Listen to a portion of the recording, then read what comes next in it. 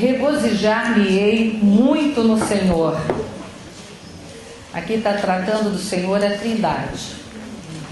A minha alma se alegra no meu Deus, porque me cobriu de vestes de salvação e me envolveu com um manto de justiça, como noivo que se adorna de turbante, como noiva que se enfeita com as suas joias.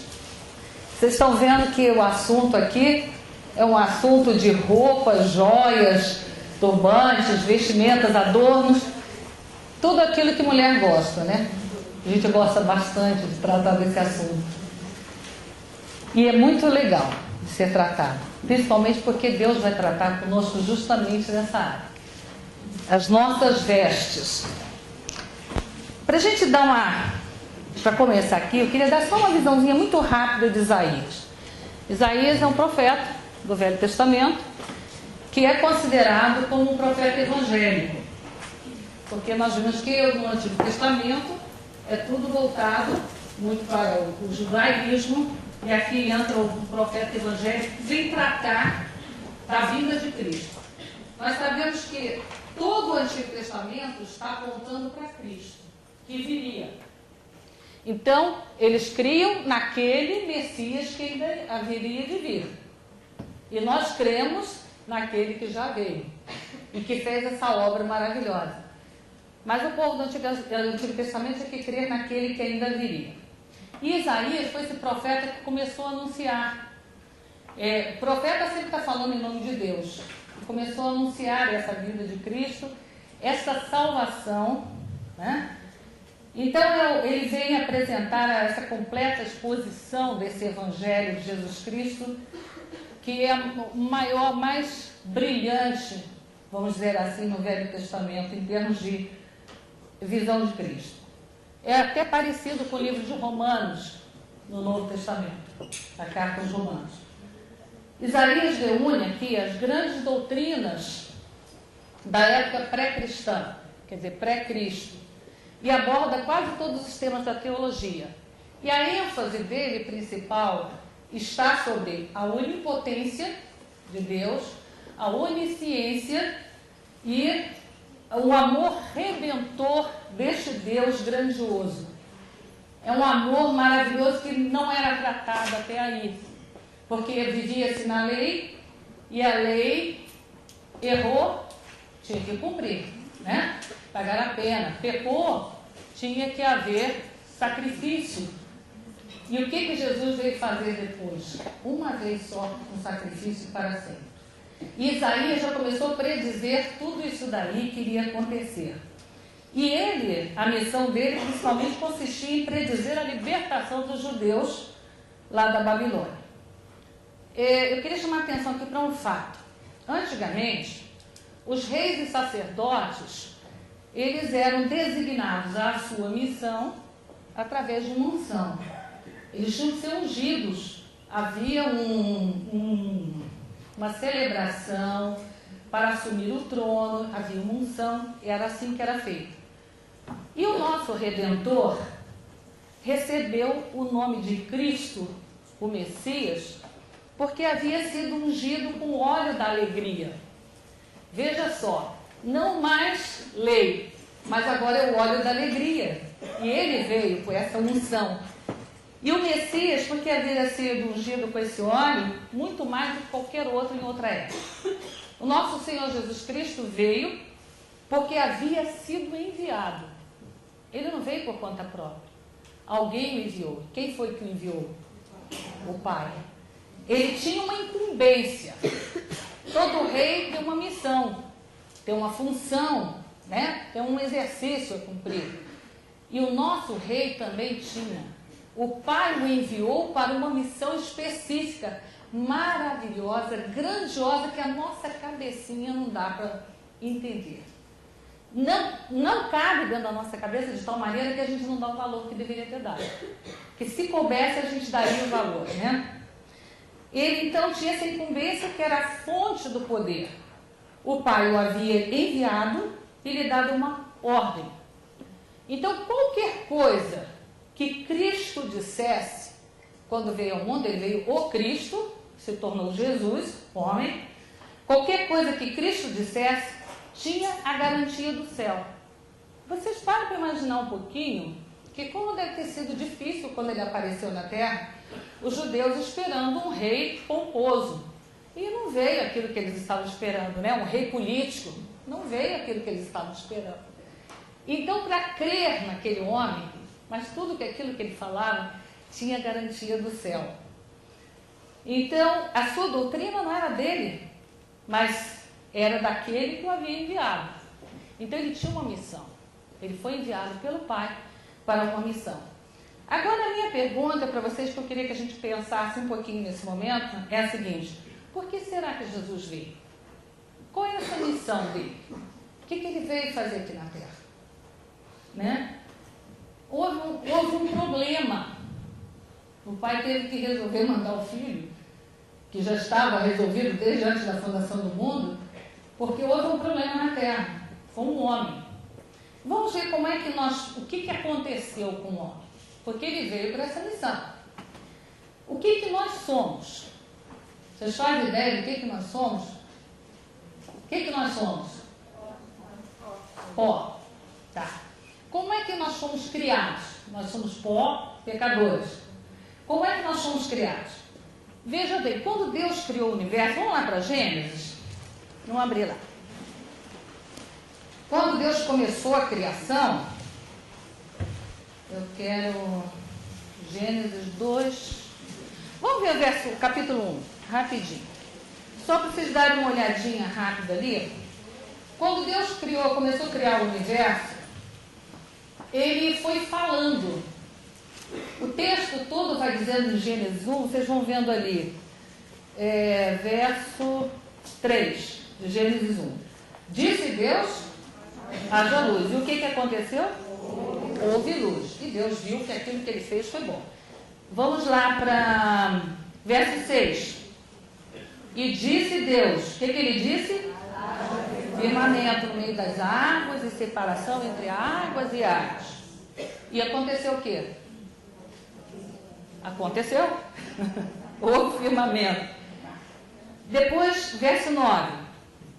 Disse também Deus, ajuntem-se as águas debaixo dos céus, e assim o que? Se fez, não é? Então, chamou a porção seca de terra e o ajuntamento das águas de mares. E Deus foi vendo que tudo que ele fez era bom. E assim vai, a criação. E disse Deus, e aquilo se cumpriu. Por que se cumpriu? Por que será que se cumpriu aquilo que ele disse? Por quê? Porque ele é Deus. Simplesmente porque ele é Deus. A palavra dele tem poder. A diferença entre a palavra de Deus e a nossa palavra é que a nossa palavra é para a nossa comunicação. E a palavra de Deus não. A palavra de Deus é para instrumento de operação. Essa é a grande diferença. A nossa só serve para a gente se comunicar.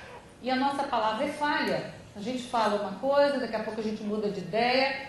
E é assim mesmo. A gente vai mudando, a cabeça vai mudando e a gente vai mudando, as palavras vão mudando. Mas a de Deus não. Aquilo que era, que foi, continua sendo e será. E aquilo que ele disse há de se cumprir. Quer queira, quer não, quer gostemos, quer não, há de se cumprir. Porque a palavra de Deus, e a palavra de Deus não volta. Nem volta vazia. Então ela há de se cumprir. Mas é interessante que na criação do universo, ele foi só falando e a coisa acontecendo. Falava, acontecia. Falava, acontecia. Mas quando foi para o homem, depois que ele criou tudo, aquela maravilha, quando chegou no homem, ele disse assim, e Deus sentiu vontade de ter um ser para a sua comunhão. Então foi aí que ele criou o homem. E por que ele não falou, faça-se um homem? Por que ele não falou? Aconteceria ou não? Claro que aconteceria, mas o homem é diferente. Nós não somos só uma parede, nós não somos isso daqui, nós não somos um mar, nós temos emoções, nós temos vontade. Então o homem precisava do toque de Deus. E aí Deus, ele sabia disso, porque ele que ia nos fazer, sabia que precisava criar um homem com sentimentos, um homem físico, mas que teria que ter espírito, né? Teria que ter também ter a sua alma. Ele foi criado como alma e corpo. Então Deus foi fazer do pó da terra. Aí ele foi, usou. Eu faço essa imagem, é minha, não está na Bíblia. Mas se ele usou do pó da terra, parece que ele usou a sua mão. Não vou dizer que eu disse isso que está na Bíblia, não. Eu que estou falando. É minha imaginação. Né? Ele juntou, igual a gente quando era criança, que brincava, né, de terra, molhava, fazia aqueles castelinhos na areia. Exatamente, acho que Deus foi fazendo assim com o homem. Foi moldando perna, foi levantando e soprou-lhe o fôlego de vidas. Porque são várias vidas ali. Então veja bem, Deus foi formando o homem, houve o toque seu. Por isso nós temos carência de toque, nós temos carência de aconchego, né? De afeto, nós temos essa carência. Então Deus, quando criou o homem, houve toque. Mas ele viu, tudo que ele fez na criação dele, ele foi vendo que tudo era bom. Mas havia uma coisa que não estava boa, era que o homem estivesse só. Aí ele foi criar uma auxiliadora, uma ajudadora que lhe fosse idônea. Aliás, você sabe o que diz bem, bem claramente o que é a palavra idônea? Quem sabe dizer o que é a palavra idônea? A Bíblia diz que Deus, vamos ver o texto, está em Gênesis 3. Acho que se eu não estou errado, é ele mesmo. Não, é 2,18, né? Vamos lá. Gênesis 2,18. Na formação da mulher. Disse mais o Senhor Deus: não é bom que o homem esteja só, far-lhe-ei uma auxiliadora que lhe seja idônea. A palavra idônea significa adequada. Alguém adequada ao homem. Alguém apropriada ao homem. Alguém conveniente. Quantas vezes a gente olha para os nossos casamentos e a gente vê que a gente não é idônea para o nosso marido, não é conveniente, não é adequada, não sabe quando parar de falar. Não sabe quando parar de falar, não sabe quando não falar. Não tem tempero, né? A gente não tem assim, a gente não é meio temperado. Então, mas a palavra de Deus diz que nós temos que ser idôneas, adequadas, convenientes. O negócio é pesado, né? Mas teve mais um detalhe. Então, como é que o Senhor formou a mulher? Ele fez cair no sono, vamos lá para o verso 21, aí de Gênesis 2. Ele fez cair, o Senhor Deus fez cair pesado sono sobre o homem e este adormeceu. Tomou uma de suas costelas e fechou o lugar com carne. E a costela que o Senhor Deus tomara ao homem, transformou-a numa mulher e lhe a trouxe. E disse o homem: esta afinal é o osso dos meus ossos, ela saiu de mim, foi tirada de mim. Meu marido costuma dizer que acho que é por isso que a mulher é mais limpinha, porque ela não foi feita do pó totalmente, mas ela foi feita da carne, uma brincadeira que ele usa, mas é isso, a gente foi tirada da costela. Está ali, a palavra de Deus assim diz, né? Então, aqui a gente vê a criação. Mas houve um probleminha. Deus tinha dado uma ordem. Essa ordem está lá em Gênesis 2,16. Vamos voltar para o versículo 16. Quando ele criou o homem, ele deu essa ordem ao homem. E o Senhor Deus lhe deu esta ordem: de toda árvore do jardim comerás livremente. Mas tinha uma que não podia comer. Qual que era ela? Está no verso seguinte. Mas a árvore do conhecimento do bem e do mal não comerás, porque no dia em que dela comeres, certamente morrerás. Se a palavra de Deus disse que o dia que comesse daquela árvore morreria, o que podia acontecer? Morreria, porque é a palavra de Deus, ela não vai mudar. Só porque o homem resolveu criar algo diferente, ela há de se cumprir, e a gente tem que ter isso muito claro na nossa cabeça. A palavra de Deus é a verdade, ela não muda e ela há de se cumprir em qualquer tempo. Acredite eu ou não, queira ou não, goste ou não, ela há de se cumprir, né? Com a desobediência que nós vimos aqui, veio a serpente, não dá para a gente ler todo o texto, senão a gente não vai conseguir terminar. Mas vocês continuam estudando. A queda do homem, a serpente mais sagaz, trouxe toda aquela informação já truncadinha. E a mulher entrou de alegre. Entrou, comeu e deu ainda ao homem. Então, gente, o que isso aconteceu? Foi a queda nossa. Ali começou a nossa queda, ali começou a nossa história de estrago. O grande estrago nas nossas emoções hoje começou aí. Eu vi uma palestra do Dr. Ivan Capelato, aliás, ouvi, porque eu não assisti. Ele dizendo que a primeira sintoma de medo que aparece no homem é no 4º mês na gestação. Ainda está lá dentro do ventre. Vocês que estão grávidas, no 4º mês a criança já manifesta sentimento de medo. Por que manifesta esse medo? Porque essa história está lá no Éden. Está ligada? Está lá no Éden. O erro está lá. Ali começou. Quando o homem pecou, ele começou a sua história de medo. Medo e vergonha. Aí nós começamos a ajeitar a situação para nos proteger da nossa vergonha. Agora eu pergunto a vocês o seguinte.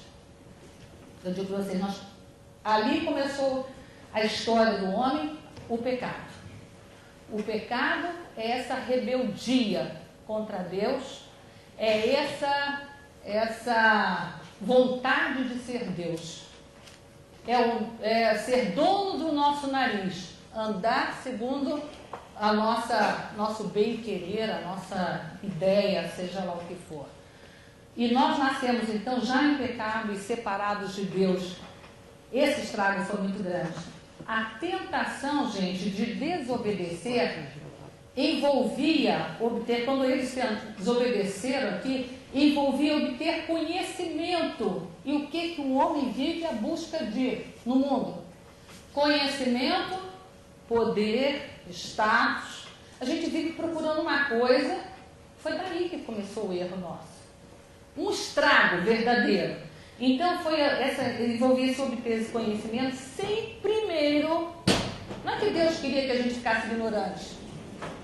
Ele nos deu uma capacidade que nós nem sabemos que temos dentro dessa cachola aqui. A gente nem faz ideia. Mas Deus primeiro precisava conhecê-lo.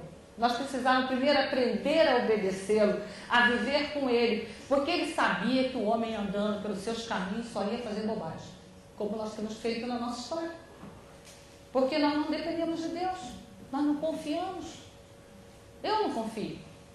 Eu sou toda assim, eu confio, apareceu o primeiro problema, eu já vou em outro buraco. Já deixei de confiar, estou já aflita. Mas Deus tem misericórdia, né? Então a tentação de desobedecer envolvia muito esse conhecimento. Eu preciso ter conhecimento, eu preciso saber. O que é isso? Isso é vontade de ser Deus. Mas ele que era Deus. Não era para nós sermos Deus. E o diabo colocou isso em nós. Como Deus sereis. E a gente está buscando essa divindade em nós o tempo inteiro. E agora o homem está aí atrás dessa divindade achando que ele é Deus, né? Então nós passamos a querer agir do nosso modo, em vez de ser a maneira de Deus. A nossa maneira de pensar não é mais a segunda vontade de Deus, mas é como queremos. Nossa vontade está totalmente corrompida pelo pecado. Foi o que aconteceu ali no Éden. E nós andamos pelos nossos caminhos traçados por nós mesmos. Nós vamos andando no nosso caminho que nós traçamos. E damos com os burros na água. É verdade ou não é? Normalmente é isso que acontece, né? E passamos a usar todos os recursos possíveis para nos cobrir desta vergonha. Onde é que essa vergonha foi adquirida? Esta vergonha da nudez. Olha para Gênesis 3:7, vamos lá? Gênesis 3:7. Aí é o resultado já do pecado, da rebeldia, né? Abriram-se então os olhos de ambos, depois que comeram da árvore. Abriram-se então os olhos de ambos, e percebendo que estavam nus, coseram folhas de figueira e fizeram cintas para si. Que interessante. Eles estavam nus ou não? Antes. Deus não tinha criado eles nus? Não havia frio, não havia calor, havia uma temperatura amena, própria para um corpo nu. Engraçado que eles se olhavam nus e não tinham vergonha. E o que aconteceu depois com o pecado? Se olharam, viram-se nus, tiveram vergonha. Aí porque tiveram vergonha, veio de culpa. E aí com a culpa, o que eu faço com essa culpa? Eu tenho que desculpar. O que é a palavra desculpar? A gente vive pedindo desculpas. É porque você tinha uma culpa e você quer arranjar um jeito de tirar essa culpa, né? Então nós começamos a nos desculpar. Aí eles pensaram, tiveram uma ideia brilhante. Vamos começar a cozer folhas de figueira, que é o que tinha, né? Era o que tinha para fazer, não tinha tecido. Então começaram a fazer folhas de figueira e fizeram cintas para si. Engraçado, cobre muito, né? Folha de figueira, vocês já viram folha de figueira? Cobre muito. Eu imagino um pedacinho cobrindo aqui, outro pedacinho cobrindo ali, porque a vergonha passou a ser a parte íntima. Então a culpa foi jogada para aquele lugar, coisa do diabo, que isso não existia. Então começaram a se cobrir. E é engraçado, os dois, eram só os dois no jardim, agora estão com vergonha da nudez deles, né? Do que está acontecendo. A minha pergunta é, do que estamos escondendo? O que Adão e Eva estavam escondendo?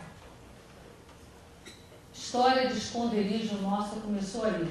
Nós estamos sempre providenciando recursos, máscaras, roupas, tudo para cobrir a nossa vergonha.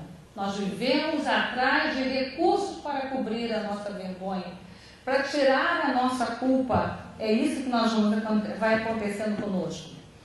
Olha, verso 8 agora de Gênesis 3. Então, depois que eles começaram a providenciar algo para tirar a culpa da vergonha, aí aparece a voz do Senhor.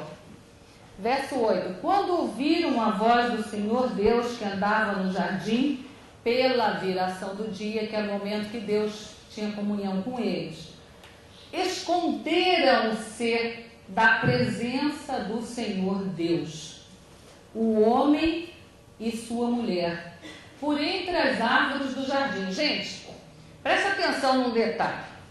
Deus, o Altíssimo, o soberano, que enxerga tudo, é onipotente, onisciente, não ia enxergar que os dois estavam ali de folhinha de figueira se escondendo atrás de árvore, um esconde para cá, outro esconde para lá. Presta atenção se isso é ridículo. Pensa nesse cenário ridículo que o homem criou, porque nós somos ridículos. Quando nós começamos a fazer os esconderijos para a gente se torna ridículo. E é isso que nós somos. Por quê? Porque nós pegamos esse ridículo lá do Éden e vamos carregando pela vida esse ridículo. E ficamos nós nos escondendo. E Deus vai e pergunta assim para ele. E chamou o Senhor Deus ao homem e ele perguntou, onde estás? Onde estás? E ele respondeu, ouvi a tua voz no jardim e porque estava nu, tive medo e me escondi. A história do medo está aqui. Então veja bem, antes a nudez não tinha problema algum. algum. Depois a nudez passou a ser o rompimento. Esta nudez pós-pecado, quando eles começaram a providenciar as cintinhas para ele, foi o rompimento total da relação com Deus. Esta nudez que agora foi vista é o desnudar do que eu sou, da feiura que eu sou por dentro. É isso daí que começou a desnudar, porque nós somos bonitinhos por fora, não somos?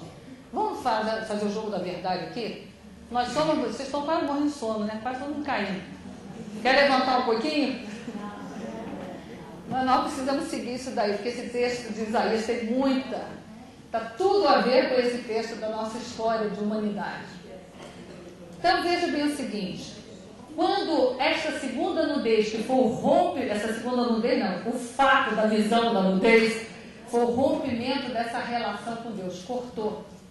A relação com Deus era tranquila, era suave, era todo dia. E não tinham medo. Mas quando ouviram a voz dele pós-pecado, começaram a ter medo, vergonha, então começaram a se esconder. E perguntou-lhes Deus, quem te fez saber que estavas nu? Quem te fez saber? Porque estava, já estava. Mas quem te fez saber? Aí, comeste da árvore de que te ordenei que não comesses? E aí a gente conhece a história, né? Você comeu da árvore, não foi? Porque essa nudez que você está enxergando, essa nudez é fruto do pecado. Isso, você agora viu a tua feiura. E agora você quer arranjar uma solução para você. Pecou, agora quer despecar. Tem culpa, agora quer tirar a culpa. E assim nós vamos vivendo por aí. A nossa história é de medo, de vergonha, de esconderijo, e nós nos escondemos de várias formas, né? A nossa história, então, é repleta de roupas, porque a roupa começou aqui, ó, no Éden. Repleta de roupas. Nós nos vestimos hoje para chamar atenção. É ou não é? Mulher, principalmente para chamar a atenção de outra mulher, que não é do marido nem de outra. É engraçado. Na verdade, é para chamar atenção. Nós nos vestimos para chamar atenção. Nós nos vestimos para agradar, às vezes até pessoas que a gente não gosta, mas vestimos para agradar, né? Nós nos vestimos para ser aceitas. Então, se você vê um grupo da sociedade que é todo mundo assim, mais refinado, então a gente tem que se vestir igual. Como é que eu vou entrar naquele grupo se eu não me visto igual? Se eu não tenho a grife tal, a grife igual e por aí vai. Então eu tenho que me comparar, tem que estar ali. Para quê? Para ser aceito. No íntimo nós somos isso. Nós queremos mostrar o que não somos. Vestimenta, é vergonha, é folhinha de figueira. É isso que a gente faz. A gente quer, para dizer, as nossas vestes são para a gente mostrar que fazemos parte de um determinado grupo da sociedade, quando não fazemos, mas a gente faz um esforço sobre-humano para poder ter, né? Sapato, a roupa, sapato não sei das quantas, roupa não sei da quantas, relógio não sei de quê, e a gente vai por aí, né? Vamos olhar a nossa cabeça, como é que ela funciona. A gente está sempre à procura de aceitação. Foi o que o homem e a mulher fizeram lá no Éden. Sempre à procura de aceitação. Porque nós vimos que nós caímos. Foi descoberta a nossa nudez. A vergonha foi colocada para fora, né? E a gente tem 1000 razões para viver nos escondendo, vai arranjando. Então, o que nós estamos escondendo? Nós temos muito medo de não pertencer a um determinado grupo, de não ser aceitos naquele grupo. E vamos seguindo a nossa história e criando tangas, como se isso cobrisse alguma coisa. E quantas vezes nós estamos criando tangas para a nossa maneira de ser? Às vezes a gente é tão atrapalhadazinha por dentro, né? Tão complicadinha, tão complexa, nossa mente é complexa, a gente é confusa, é briguenta, é não sei o quê, e a gente se veste bonitinho para os outros. A gente se veste muito bonitinho. Não é vestimenta física, é vestimento emocional, máscaras. E vamos usando, nos apresentando para as pessoas com essas máscaras, com essa forma. Não, eu sou boazinha, sou agradável, sou muito agradável. Todo mundo me quer, todo mundo procura por mim, todo mundo vem me consultar. Gente, não tem uma coisa que deixa a pessoa mais vaidosa do que a tal da consulta. Não é verdade? É uma coisa bárbara. Como é que a gente se sente valorizada? Nossa, a gente sobe aqui no nível, puxa, estão me consultando. As pessoas vêm falar comigo. E nós ficamos tão curiosos que você vai ouvir alguém conversando, a gente já quer fazer uma análise da pessoa. Uma análise, nossa, fulano deve ser assim, fulano assim. Como é que vai você, sua vida, seu casamento, não sei o quê? A gente já está antenado. Nós somos muito importantes. E com essa forma da gente ser assim, a gente esconde o que a gente é. A gente esconde o que a gente quer. Quando eu estou querendo ser consultada, eu estou dando orientações, eu estou dando conselhos o tempo inteiro. Isso é um perigo para nós que mexemos com essa área, né? Outro dia eu me peguei pensando nisso, Senhor, até onde eu estou gostando disso? A gente atende ali na clínica da igreja, Maura, cadê a Maura? A Maura já é psicóloga, né? Nós aqui não somos, nós fazendo de conta. Mas eu fico vendo o seguinte, a gente atende ali na clínica lá da igreja, na área de aconselhamento familiar. A gente não está também tão de alegre, a gente fez curso para isso, né? Mas de qualquer forma, outro dia eu estava pensando, meu Deus, até onde eu estou achando isso legal, porque isso está me valorizando. Eu que sou conselheira, eu que estou dando conselho, as pessoas estão me consultando e eu estou dizendo coisas para a vida dela. E eu sou rainha de já ir dizendo, eu costumo mais por ouvir e vou falando, é um perigo. Então, outro dia eu estava colocando isso diante de Deus. Até onde eu estou querendo que Cristo apareça? Até onde eu estou querendo ser eu? Para que depois eu veja as pessoas caminhando, melhorando, organizando a sua vida, e eu fico assim, puxa, consegui. Eu já me vi nessa, gente. Eu pedi a Deus misericórdia. Eu já me vi nessa. Vi uma moça que era bem complicadinha, foi caminhando bonitinho, e eu achei o máximo. Mas logo a seguida ela deu uma tombaça e eu dois. Porque aí eu fui ver que não era bem assim, o negócio não era bem desse jeito. Ou Cristo é tudo, e eu não sou nada, só temos um instrumento, essa madeira, esse banco, qualquer coisa, ou então nada adianta. Então nós gostamos dessa posição de ser consultada, de ser chamada para tudo, de ser arroz de festa. Nós gostamos disso. É bom que a gente pare para pensar, de onde vem isso em mim? O que é isso? Nossa, como eu sou legal. Até ser muito legal demais, né? Mas, gente, uma coisa muito clara na palavra de Deus. Isso daí eu estou falando, não as coisas bobas, mas é a realidade. Nós somos isso. Quantas vezes nós somos briguentas, né, que somos uma mulher aqui, porque a gente acha que nós sabemos qual é o caminho certo, nós sabemos a direção, como deve ser feito isso, como deve a sua família funcionar, como você deve trabalhar. Como é que a gente acha tanto que a gente é tanta coisa? Não é nada, gente. Nós sabemos nada. Nossos conceitos são todos baseados no nosso egoísmo que adquirimos no Éden. Nós somos baseados no nosso egoísmo, no pecado. Você acha que o que você pensa é muito legal? É meio pesado o que eu estou falando para vocês, é para vocês e para mim. Você acha que o que você pensa e o que eu penso é perfeito, está correto? Eu que sei como você tem que andar de nada. Você acha que você sabe? Você não veste a roupa dela. Você não está no sapato dela. Mas eu sei como andar. Eu sei como determinado grupo deve funcionar. Como a igreja sabe que tem que funcionar. Como minha turma de faculdade, de escola, tem que andar desse jeito, porque eu é que sei. Eu dou direção. A gente sabe tudo, mas vai para frente tocar. A gente não sabe nada. Então, tudo isso, esses conceitos que nós temos a respeito de nós, são falhos, porque são baseados no pecado. E nada do que você fizer para se cobrir vai servir. Absolutamente nada. Você e eu temos que ter isso claro. Nada do que nós fizermos, essas tanguinhas que a gente costurar para a gente, para nos apresentar diante dos outros, para nos apresentar diante de Deus, não serve. Para os outros até serve, porque a gente engana. Mas para Deus não serve. Não serve para nada.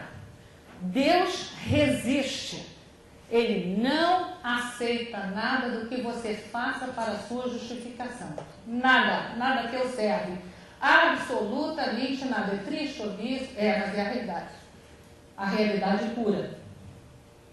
Ele não aceita nada, porque tudo que nós fizermos e usarmos é feito por mãos humanas. É sujo, sujo, é tudo sujo.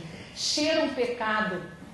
Essas roupas que nós usamos para nos vestir, elas cheiram a pecado. Elas cheiram a justiça própria. Quando nós temos sabemos muito dizer muito para os outros, é que nós somos muito cheios de justiça própria. Muita justiça própria. E essa não serve para Deus. Vamos ver o que é a justiça própria. Vamos lá para Zacarias 3. Há pouco tempo eu vi esse texto de uma forma maravilhosa.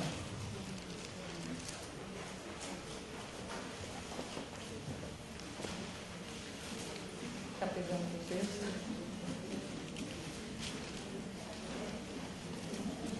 O texto Zacarias sumiu da minha Bíblia. Sumiu da minha Bíblia. Está aqui.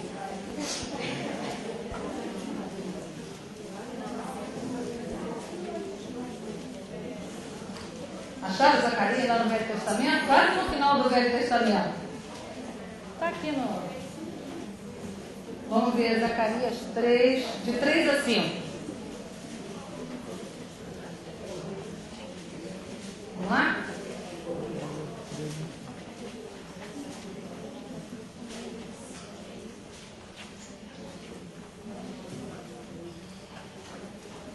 Acharam? Então vamos lá. Ora, Josué, trajado de vestes sujas, estava diante do anjo. O anjo é o Senhor. Tomou este a palavra e disse aos que estavam diante dele: tirai-lhe as vestes sujas. A Josué disse: eis que tenho feito que passe de ti a tua iniquidade, e te vestirei de finos trajes. A palavra ali, finos trajes, está falando da justiça de Cristo. Essa justiça serve. Essa minha e de vocês, que a gente quer se apresentar para os outros e carregamos isso para Deus, para nos justificar diante de Deus, essa não serve para nada. Deus considera isso daí sujeira. É imundo, não serve para ele, está sendo tirado. Então, Deus tira essas vestes sujas para nos dar uma veste limpa, que é ele, traje fino, é a justiça dele. O que ele fez lá quando o homem criou suas folhinhas de figueira lá para cobrir a sua nudez, a sua vergonha? Deus foi mostrar para ele que era com pele. Era com pele que tinha que ser coberta, e coberta por ele, Deus. Indicava sacrifício.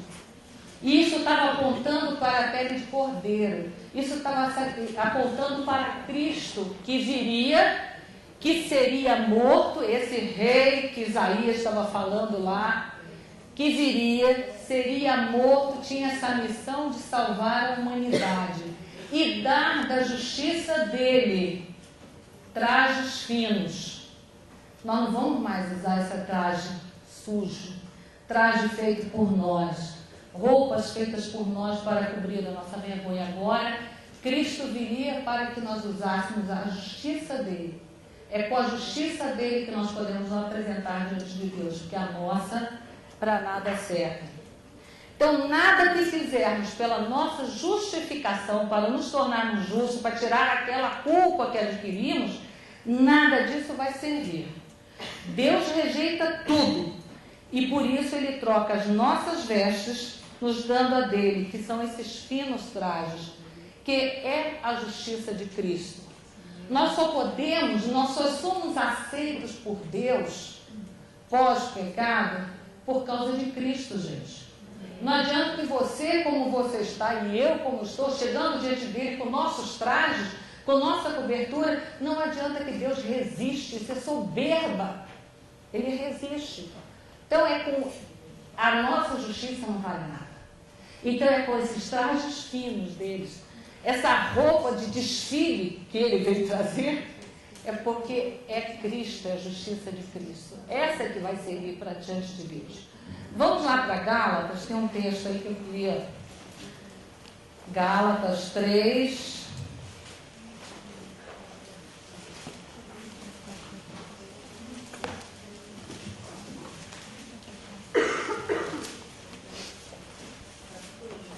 Ver essa justiça de Cristo aí.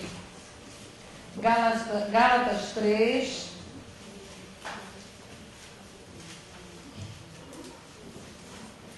Vamos ler. Como é que nós vamos adquirir esses trajes finos? Gálatas 3, de 23 a 27. Vamos lá. Mas antes que viesse a fé, estávamos sob a tutela da lei, que a fé veio através de Cristo. Então, acharam aí? Tem alguém procurando aí? E nela, encerrados, nessa lei nós estávamos encerrados, para essa fé que de futuro haveria de revelar-se. Quem é esta fé que de futuro haveria de revelar-se? É Cristo. De maneira que a lei nos serviu de aio, foi o nosso condutor, para nos conduzir a Cristo, a fim de que fôssemos justificados por fé. Fé em quem? Em Jesus Cristo, na obra que Ele veio fazer. Mas tendo vindo a fé, já não permanecemos subordinados ao aio. Nós nada temos a ver com esse condutor aí. Pois todos vós sois filhos de Deus mediante a fé em Cristo Jesus. Aquele que veio do céu se tornou homem para dar a sua vida por mim e por você, mas que nos levou a morrer no corpo dele para que a justiça fosse feita. Deus não tinha falado lá em Gênesis que se eles comessem, eles morreriam? Então a palavra dele se cumpriu. Houve morte para mim e para você. A nossa morte foi ali naquela cruz. No momento em que Cristo foi crucificado, onde Jesus Cristo foi crucificado, nós fomos atraídos nele, colocados no corpo dele, batizados em Cristo, para que uma nova vida viesse tomar conta de nós. Para que fôssemos substituídos. Não é acordo, não é conserto, é substituição. Substituição total. É a substituição da vida de Cristo. Aí sim, com a justiça dele, agora nós somos justificados. Com a justiça dele, nós podemos nos apresentar diante de Deus, porque não somos mais nós, não é mais a nossa tanguinha, não é mais nada que a gente faça pra gente, não é mais o nosso pensamentinho, não é mais a nossa cabecinha desse tamanho, que vai se apresentar diante de Deus para mostrar que é alguma coisa. Agora é Cristo. Deus nos vê através de Cristo. Vamos voltar lá para Isaías 61 novamente, que é o nosso texto. Vocês estão cansados já? Quase, né? Está claro isso daqui? A nossa justiça vem de Cristo, da nossa morte, porque pagamos o preço em Cristo. Agora é a vida de Cristo, né? Então não é mais o nosso pensamento. Agora Deus é que sabe que pensamento ele tem a nosso respeito, né? É diferente. Então 61:10. regozijar-me-ei muito no Senhor. Como é que eu posso me regozijar se eu não tiver passado por essa morte, se eu não tivesse passado por essa mudança de roupa, de trajes sujos para trajes finos? Como é que eu ia poder me regozijar no Senhor? Não tem regozijo, porque escravo geme, resmunga, murmura, reclama, critica. Escravo faz isso. Mas o Filho de Deus com vestes finas, trajes finos, esse não.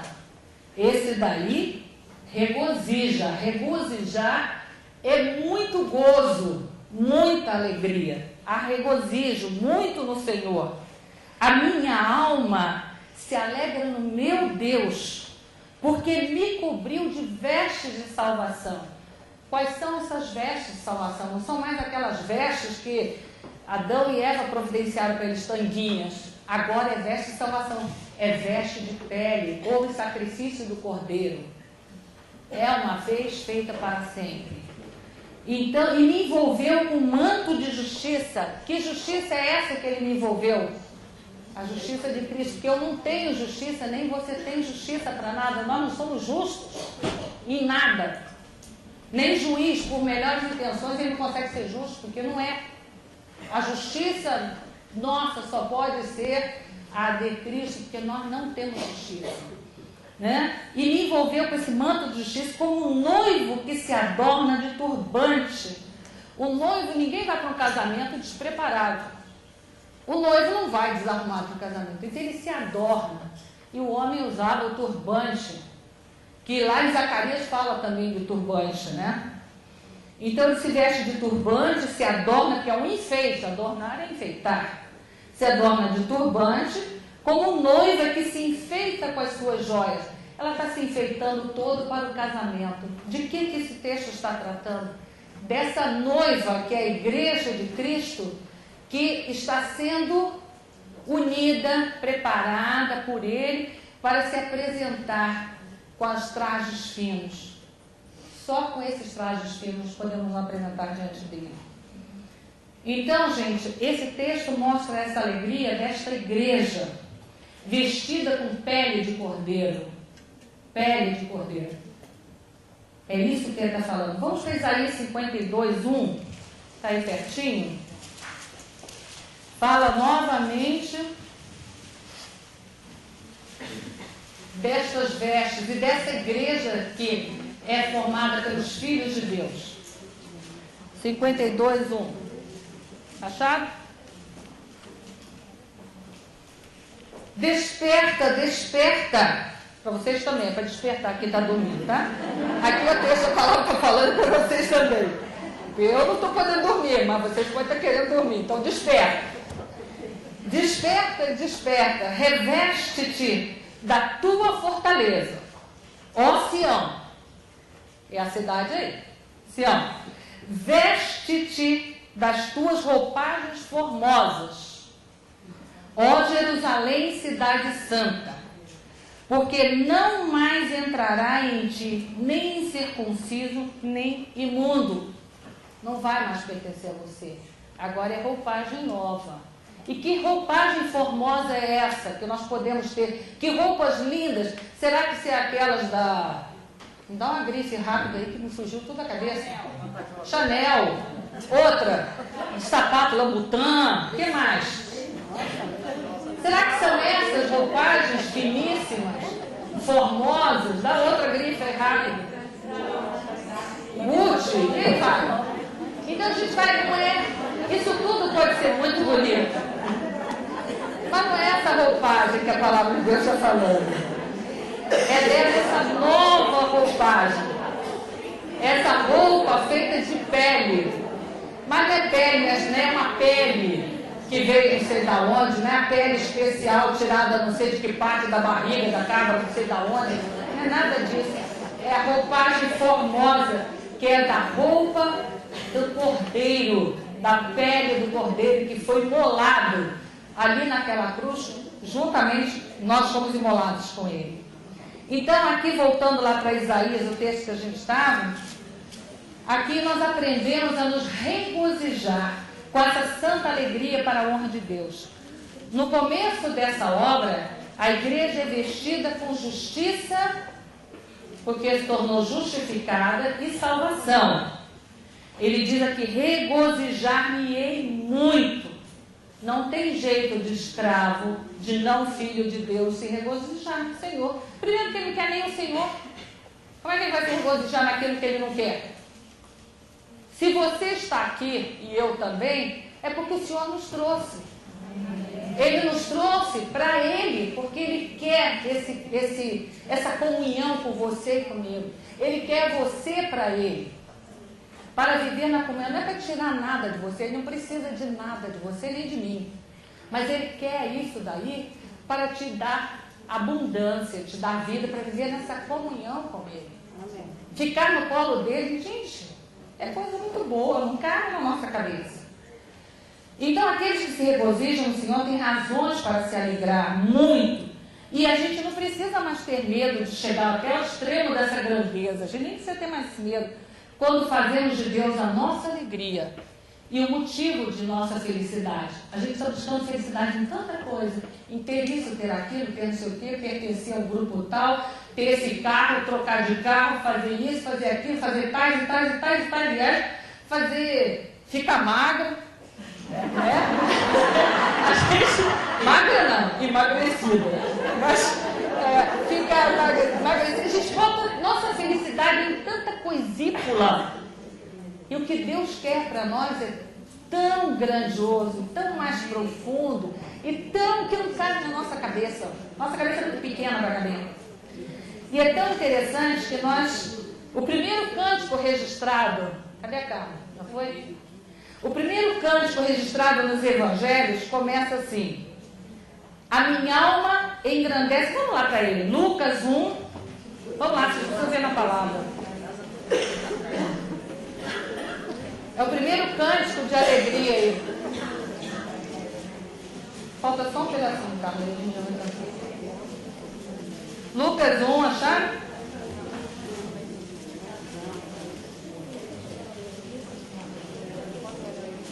É, 1, 46 e 47. Lucas 1, 46 e 47. É o primeiro cântico de alegria, de louvor, de adoração. Acharam? Vamos lá? A minha alma engrandece ao Senhor, e o meu espírito... Vamos ler juntas? A minha alma, foi Maria quem disse.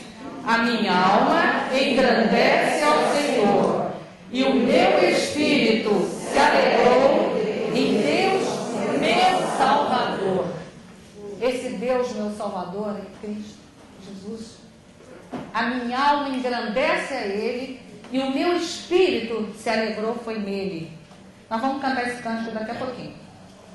Então, existe uma razão para essa alegria, que todas as razões do mundo, para que ela chegue ao seu ápice em Deus. Essa alegria, nós temos todas as razões para que ela chegue ao ápice dela em Deus. Pois a salvação e a justiça foram preparadas e trazidas, e a igreja foi vestida com elas. Quem é essa igreja? Todo aquele que morreu e ressuscitou em Cristo, que tem essa nova vida, essa nova pele, esses novos trajes. Esse faz parte da igreja. A salvação que Deus preparou para os judeus é para nós. Não foi só para o povo judeu. Isaías estava clamando ao povo judeu, mas é para nós também, gentios. A conversão aconteceu entre eles, e eles ficaram tão cheios de alegria, tão sabendo dessa maravilha, que eles se tornaram gloriosos, até os homens sábios da época. Muito interessante que eu percebi isso daí. Como se eles nunca tivessem ficado tão cheios, tão alegres, uma coisa tão grandiosa, essa adoração, essa alegria, esse regozijo no Senhor, que parecia que eles nunca tivessem usado essas vestes. Eram chamados de vestes de estado ou vestes nupciais, trajes novos, né? Cristo vestiu a sua igreja com a eterna salvação, cobrindo-a com a justificação e a santificação, e um dia será com a glorificação. Então nós já fomos justificados, nós fomos salvos, justificados. No momento da justificação, nós temos a salvação em 3 tempos. Eu até botou um quadrinho ali. Nós fomos justificados pela morte, nós fomos estamos sendo santificados pela vida de Cristo. Não é por conhecimento, não é por esforço, não é porque eu deixo de fazer isso ou de fazer aquilo, ou porque eu faço assim, que eu ando santinha certinho. Não é por isso.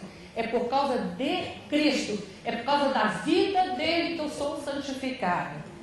E serei glorificada. Eu e vocês, se Deus assim nos permitir, cheguemos lá, vamos chegar mesmo na glorificação. Por quê? É com um novo corpo. É por sairmos da presença do pecado. Então, nós vamos ver isso daqui lá em Apocalipse 19:8. Abre lá, por favor, rápido, para a gente terminar.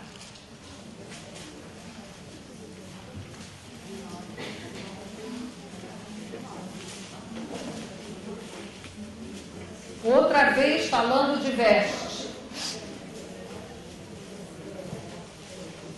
Aí acharam? Apocalipse, último livro. 19:8. E foi-lhe dado.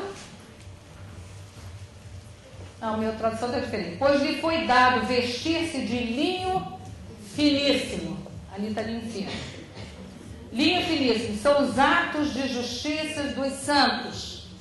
O que é esse linho finíssimo que está tratando aí?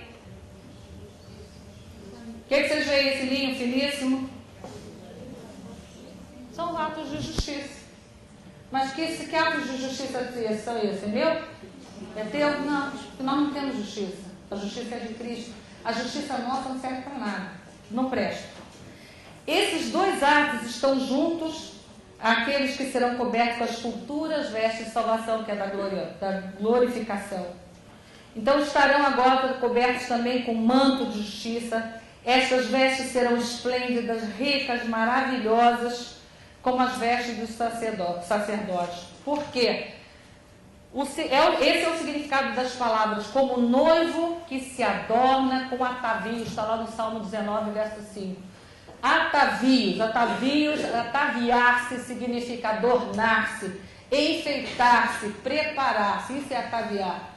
Quando a gente vai se casar, quem já casou, você lembra quanto tempo você leva preparando para num minuto acabar tudo, né? É igual a história da Cinderela, que acabou, virou abóbora, tudo, sei lá como é que é mais a história, já estou virando tudo. Mas veja bem isso, é tanto preparo, tanto adorno, tanto faz vestido, prova vestido 10 vezes, 5 vezes, não sei quantas vezes, e faz não sei o quê, e o noivo também veste terno, prova sapato, penteia cabelo, experimenta cabelo, maquiagem. A gente faz um monte de coisa, num minuto, 2, 3 horas, já acabou tudo. E fica só aquele sonho, uma lembrança, né? Mas a gente tem esses atavios todos, a gente se prepara, a gente se arruma.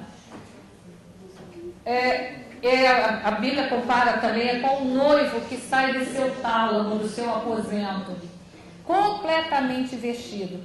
Tal é a beleza da graça de Deus naqueles que estão vestidos com o manto de justiça, porque Deus nos vê através de Cristo, que pela justiça de Cristo foram recomendados para receberem o favor de Deus, e pela santificação do Espírito tiveram a imagem de Deus renovada neles.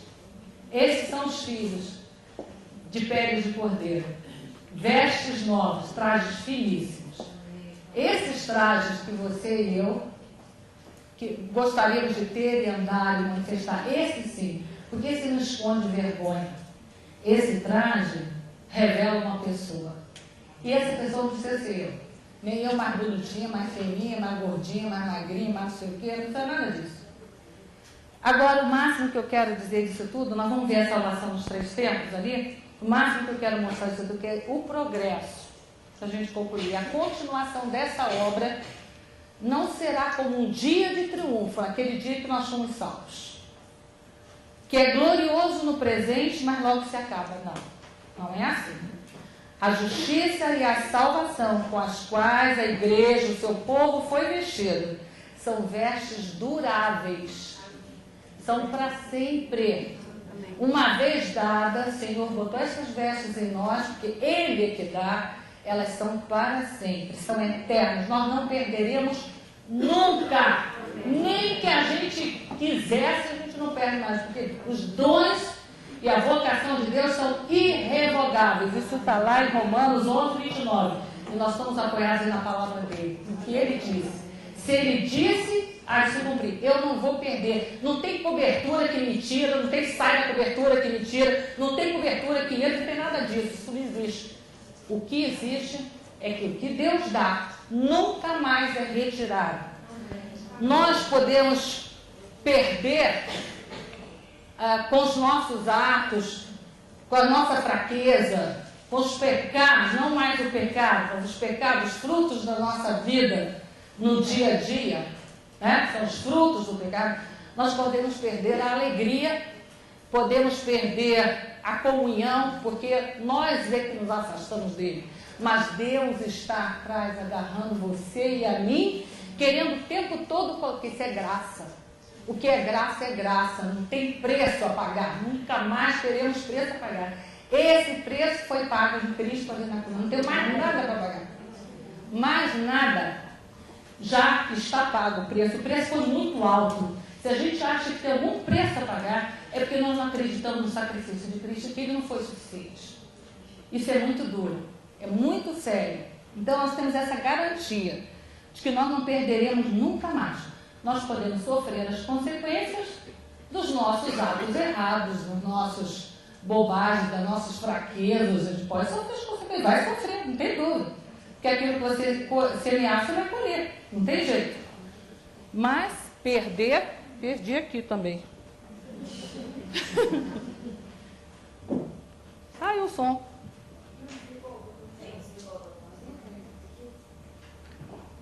Não, aqui tá ligado, aqui também.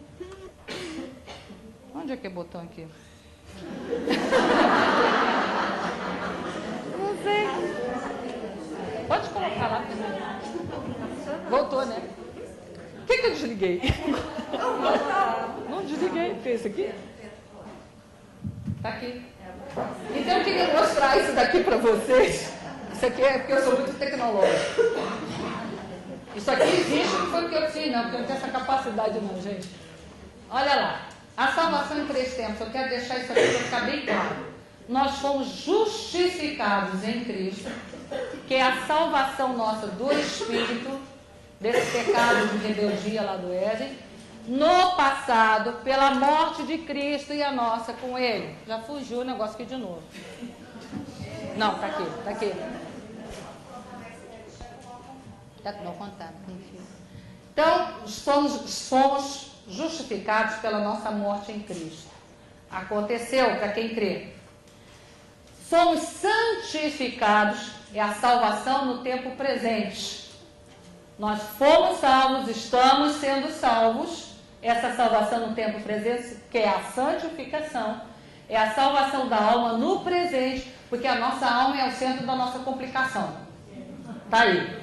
Se já morremos com Cristo, nosso espírito está resolvido, mas a nossa alma está toda a nossa encrenca. História familiar, as manias, as psicadas, tudo que nós temos, está tudo esse bolo, está todo aí. Então, essa salvação da alma no presente, no dia a dia, é essa daí, que nós temos a renovação da nossa mente todos os dias, pela vida de Cristo. Agora, a salvação, que é a santificação no dia a dia, a santificação, que é a salvação no dia a dia, é por essa vida de Cristo em nós. E a glorificação é aquilo que vai acontecer no futuro, é a salvação no futuro, da presença do pecado.